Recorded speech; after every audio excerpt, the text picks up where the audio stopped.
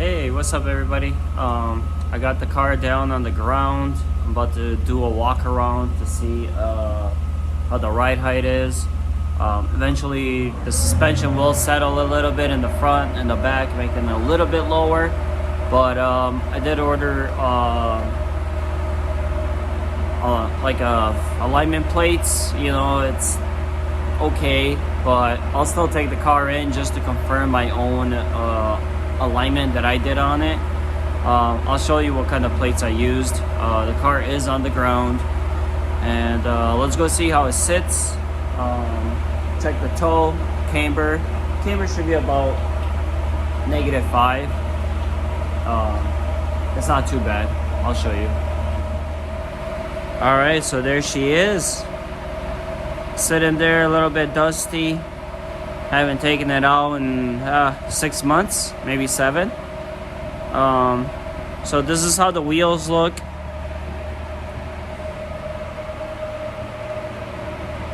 Those are 17x9s. I mentioned in my previous video. That's how they look with -5 camber.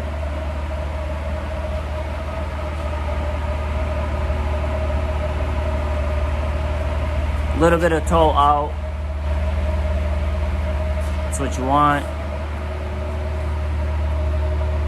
My tire sizes are different in the back and the front. Those are 225/35s, and those are 225/45.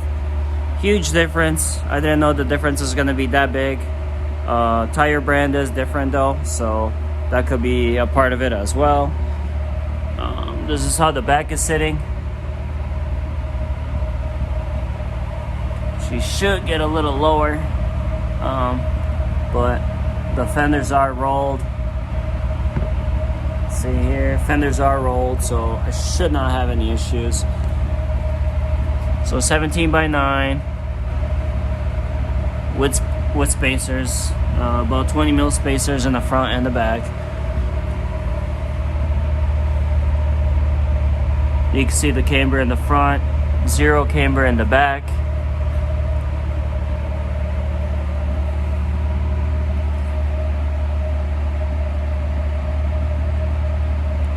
Sitting pretty good.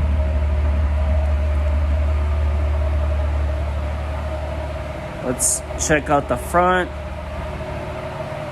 Got my fan is running.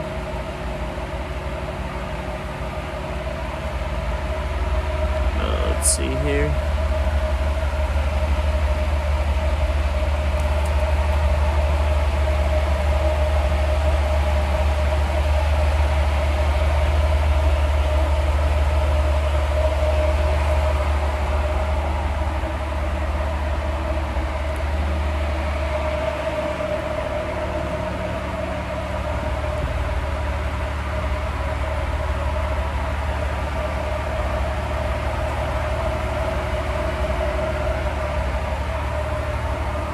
Looks pretty good to me.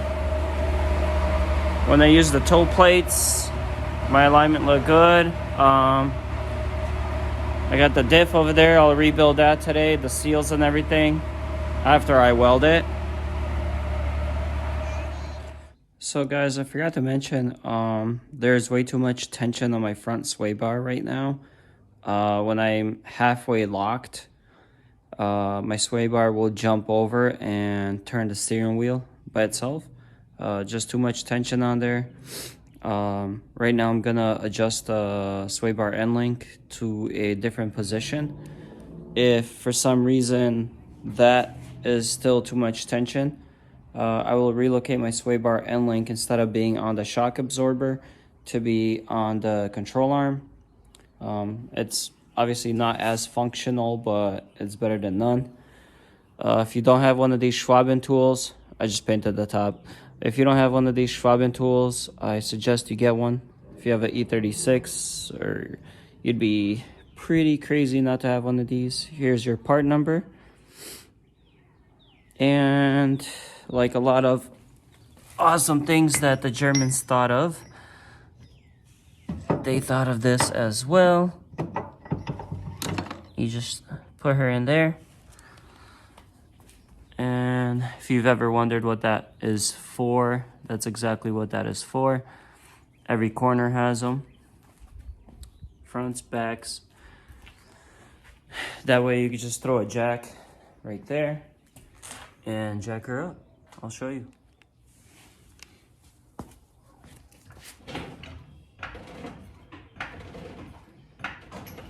Just like that. Look at that. No matter how low the car is. Daddy. Hi, Eva. No matter how low the car is, you can always get that under it. I'm just trying to Look at that. get in there. Oh, baby. Get my chalk, so can you? What you want? I'm gonna get my chalk.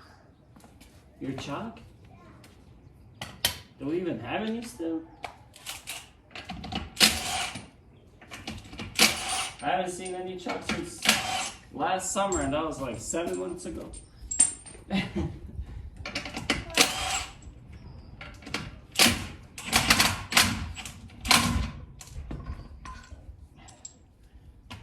Obviously, guys, if you're gonna run spacers with German cars, you gotta get extended wheel bolts. Right? Make sure you do that, alright? So, here we have my KSP spacers, 15 mil in the front, and extended bolts. Otherwise, your stock ones, not very trusty. Most of the time, they won't even reach. So, make sure you do that right away. Let me show you here what I'm talking about. Alright, look how clean this baby is. So here's my sway bar.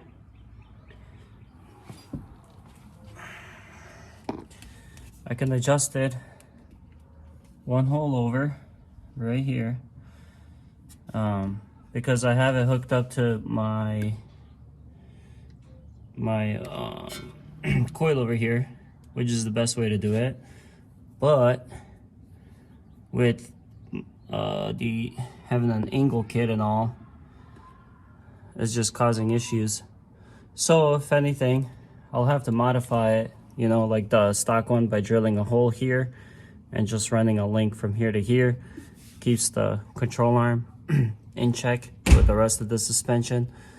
We'll see. Some people don't even run front sway bars. I like to. The rear one can go though, so I can show you guys what's happening once I raise up the other side. Hey, so took the Beamer out for a drive. Had one issue. Once I would turn, whether it was to the left or to the right, more than halfway, the steering wheel would just sort of clock itself all the way max to the left. If I was turning to the right, once I would get halfway, it would clock itself all the way to the right and lock. And right away, I thought that it was my sway bar end link, because mine is attached to the strut. But I took it off, and I was still having the same issue. So now what I did was I adjusted a hole over. I tried it again, same thing. So I came back home and grabbed my toe plates here, or alignment plates, whatever you want to call them. I grabbed my toe plates and I checked my toe in the rear, because my car did have an alignment done before I did all of this stuff. So I know my toe in the back is 0, maybe a little bit positive. So I checked it there. It was about, well, with the calculations, it won't really make sense explaining it, but when I looked at the back and then I looked at the front, even though visually the toe did not look bad, but when I measured it, it was over 3 inches of positive toe in the front compared to, the back, which is basically 0. I maxed out the tie rods, and it was still about 3 inches of positive toe. So what I'm gonna do is cut my inner tie rod 2 inches this OEM spacer here that's tapered. That's an inch right there. And I already did that other side. I'm gonna cut 2 inches here just so I can toe in that that difference. In the front, I do want some toe out, about 0.08. I want toe out, I believe it's measured. But yeah, I'm about to chop that right now. Put everything back together, take it for another drive, and see how the car handles then. So whenever I cut tie rods, what I do is I leave the nut on there, and that's my straightness point. So I just cut along the nut down. I put pliers on the back, barely crimping at all, usually with electrical tape, and then I'll crimp it and tighten the nut to the vise, and then I'll cut straight down. After I cut, I can move the nut in and out to clean those threads up. That way I know my threads are gonna be good, and it'll go right back in here. So let's just cut this. It's a little hard not having a lift. I got used to having a lift, but let's go for it.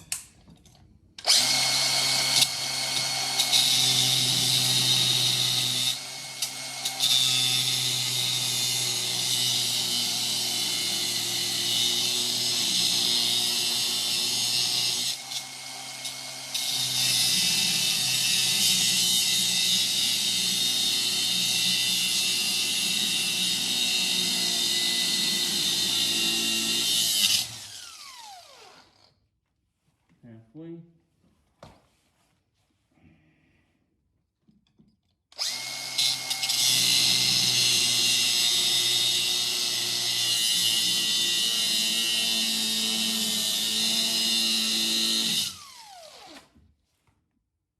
Check, make sure I'm straight.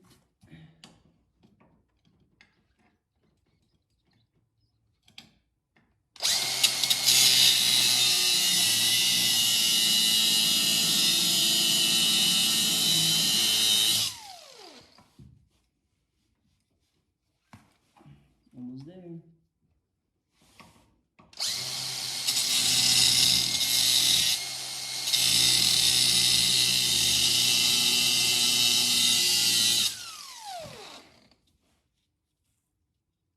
Gotta tighten that nut down a little harder next time.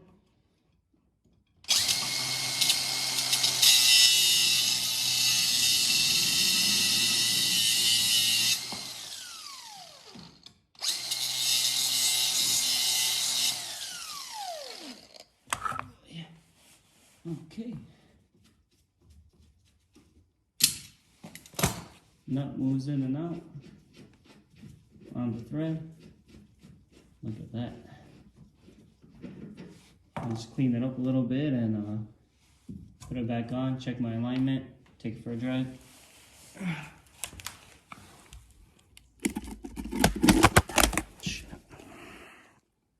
Okay, I just cut the tie rods, the inners, about 2 inches.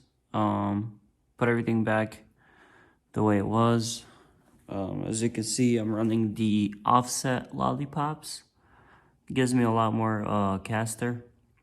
If that ends up being too much for me, I will get regular lollipops to recenter the wheel, or I can get top hats to adjust that more as I want. But right now I'm using the top hats to adjust the camber. But let me show you right now. It's a lot less toe. It's still positive, still -1.5 camber. The toe is still positive. Don't know how much yet. Don't know how big of a difference I made. Visually, it's a good amount. But I do have to bring out the toe plates just to double check.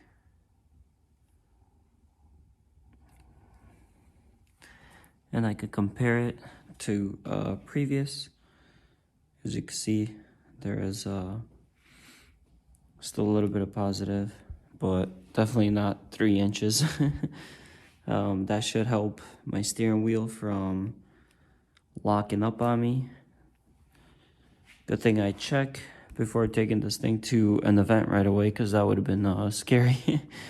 Probably would end up wrecking the damn thing. But yeah, I got these pink neon lights for it. When I bought them, I thought I bought purple, but obviously they're not purple. My interior lights are purple though. The interior ones I got. So footwell lights I did. Those are purple. Outside is pink. And the original, M3 cluster right there. 200,000 miles. Sparkle steering wheel. Here, I'll turn off the lights so I can show you. Okay.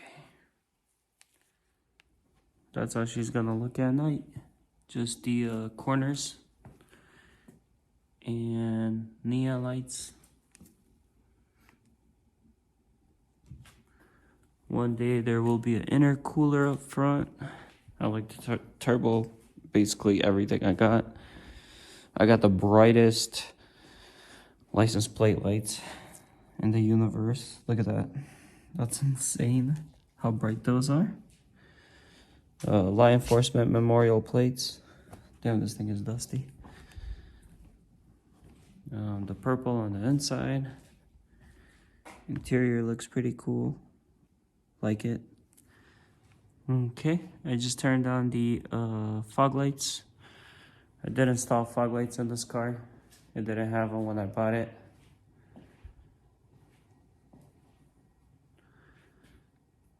Oh, why are the lights? The lights are looking really purple in the video. I don't know why, the neons.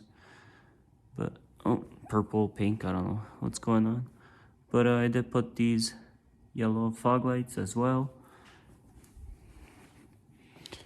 And I did, well, they're supposed to be 6K HID headlights, but they look more like 7, 8. They look pretty blue. They are not that blue in person. They're a lot whiter. But yeah, I think overall this car looks pretty cool. Getting more and more like scared about wrecking it. I really don't want to wreck this thing now. But yeah, let's put her back in the corner over there until next week. If you guys have any questions about the ankle kit or anything like that, anything about the car, just make sure you comment, ask me. I'll answer any questions you guys have.